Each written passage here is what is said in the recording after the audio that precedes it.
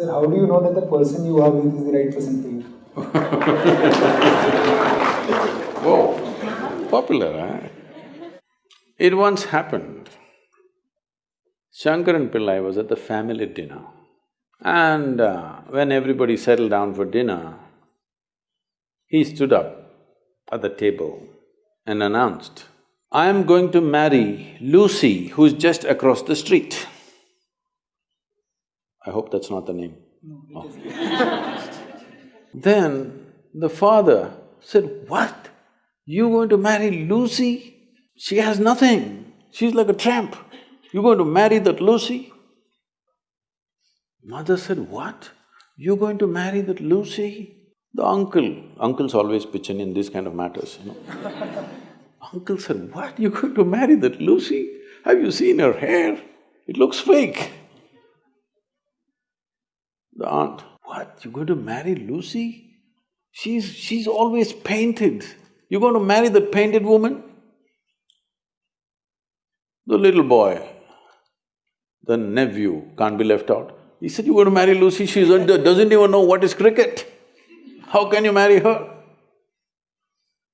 Shankaran Pillai stood his ground and said, "Yes, I'm going to marry Lucy." Everybody asked in one voice, "Why?" He said, "Because she has no family." There are no many opinions to battle with. So, who is the right person?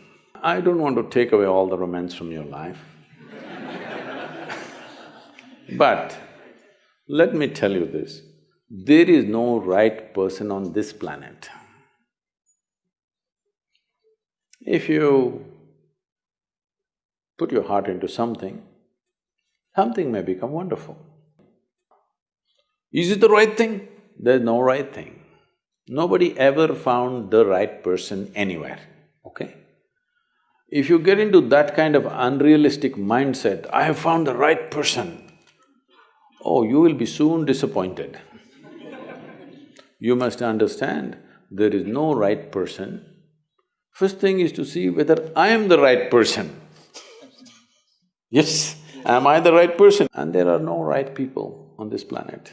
If you understand, you have your nonsense, they have their nonsense, we can adjust nonsense. Go on. We must understand relationships are formed for various needs. There are physical needs, there are psychological needs, there are emotional needs, there may be social needs, there may be financial needs, various kinds of needs. So when you're going to somebody with so many needs, you're going as a beggar, and a beggar cannot choose. Hello? Beggar eat what comes his way, isn't it? He cannot choose. So, if you really want to make a choice in this world, first and foremost thing is, you bring yourself to your place where your experience of life is just pleasant by yourself. You're wonderful. Now, let us see what gets drawn to this one. If you're really wonderful, things will happen in every way, I'm saying. In terms of career, in terms of marriage, in terms of relationships, the best will happen to you because you made yourself like this. Instead of trying to work on somebody and fix them, if you work upon yourself and make you so wonderful that everybody wants to be with you, then there is a choice. And this whole thing is an American thing, that there is a soulmate somewhere. God made just one more person just for you, but these days every 2 years he keeps making one more person just for you. Obviously, God is making too many mistakes with you.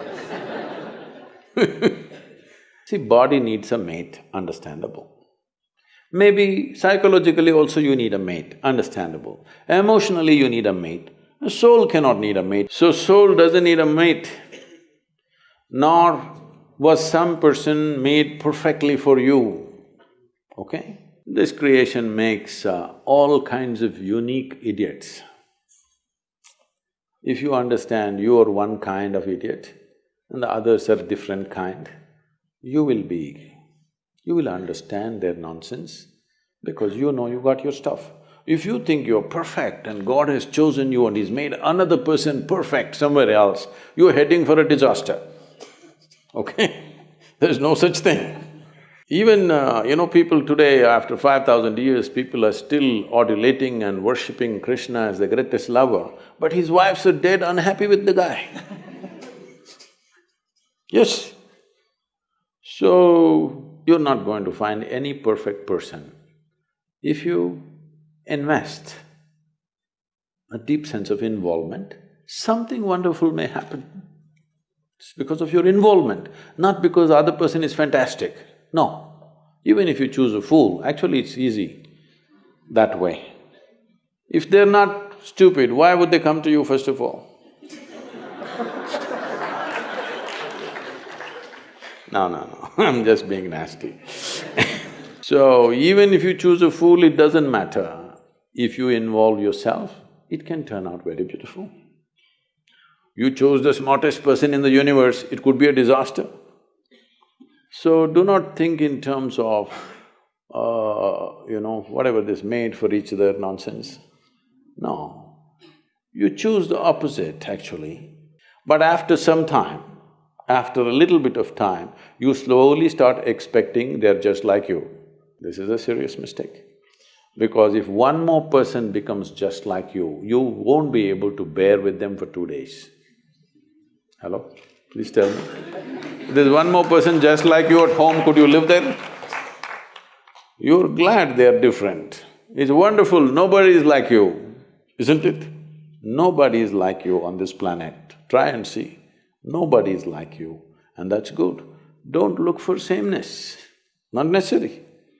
It's a difference which makes the… because of the difference you tango, not otherwise